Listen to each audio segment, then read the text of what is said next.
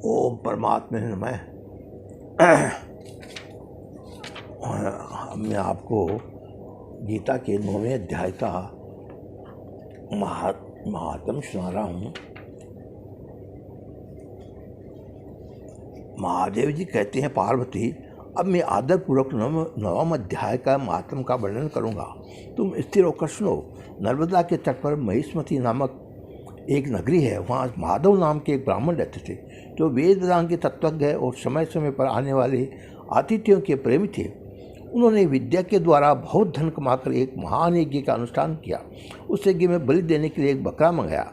जब उसके शरीर में की पूजा हो गई तब सबको आश्चर्य में डालते हुए उस बकरी ने हंसकर उच्च स्वर में कहा, ब्राह्मण, इन बहुत से यज्ञों द्वारा क्या लाभ? इनका फल तो नष्ट होने वाला है तथा ये जन्म जरा और मृत्यु के कारण है। ये सब करने भी मेरी जो वर्तमान दशा है उसे देख लो।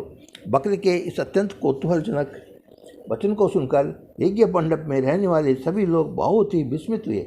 जब ये यजमान ब्राह्मण हाथ जोड़ अपलक नेत्रों से देखते हुए बकरे को प्रणाम करके श्रद्धा और आदर के साथ पूछने लगे, आप किस जाति के थे? आपका स्वभाव और आचरण कैसा था तथा किस कर्म के से आपको बकरे की योनि प्राप्त हुई? यह अब मुझे बताइए। बकरा बोला, ब्राह्मण में पूरे जन्म में ब्राह्मणों का अत्यंत निर्मल कुल में उत्पन्न हुआ था। समस्त यज्ञों का अनुष्ठान करने वाला और वेद विद्या में प्रवीण था। एक दिन मेरी स्त्री ने गर्भवती दुर्गा की भक्ति से विनम्र होकर अपने बालक के रोग की शांति के लिए बलि देने के लिए निमित्त मुझसे एक बकरा मांगा। तत्पश्चात जब चंडिका के मंदिर में ये बकरा महाराजा लगा, उसमें उसकी माता ने मुझे शाप दे दिया, वो ब्राह्मण में नीच पापी, तू मेरे बच्चे का वध करना चाहता है, इसलिए तू भी बकरे की योनि में जन्म लेगा। जिससे तब कालवश मृत्यु को प्राप्त होकर मैं बकरा हुआ, तथापि मैं पशु योनि में पड़ा हूँ तो भी मुझे अपने पूरे जन्म का स्मरण बना हुआ है। ब्राह्मण, यदि आपको सुनने की उत्कंठा हो तो मैं एक आश्चर्य की बात बताता हूँ। कुरुक्षेत्र नाम का एक नगर है जो मोक्ष प्रदान करने वाला है। वहाँ चंद्रशर्मा नामक एक सूर्यवंशी राजा राज्य करते थे। एक समय जबकि सूर्य ग्रहण लगा था, राजा ने बड़ी श्रद्धा के साथ काल पुरुष का दान करने की तैयारी की। उन्होंने वेद वेदांगों की पारगामी एक विद्वान ब्राह्मण को बुलाया और पुरोहित के साथ वे तीर्थ के पावन जल से स्नान करने को चले। तीर्थ के पास पहुंचकर राजा ने स्नान किया और 2 वस्त्र धारण किए। फिर पवित्र एवं प्रसन्नचित्त होकर उन्होंने श्वेत चंदन लगाया और बगल में खड़े हुए पुरोहित को हाथ पकड़कर मनुष्य से गिरे हुए अपने स्थान पर लौट आए। आने पर राजा ने हितोचित विधि से भक्तिपूर्वक ब्राह्मण को कालपुरुष का दान किया। तब कालपुरुष का हृदय छिलकर उसमें से एक पापात्मा चांडाल प्रकट हुआ। फिर थोड़ी देर के बाद निंदा ही चांडाली का रूप धारण करके कालपुरुष के शरीर से निकली और ब्राह्मण के पास आ गई।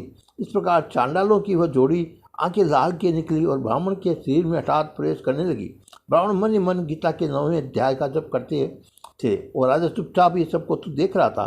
ब्राह्मण के अंतःकरण में भगवान गोविंद शयन करते थे, ये उन्हीं के ध्यान करने लगे।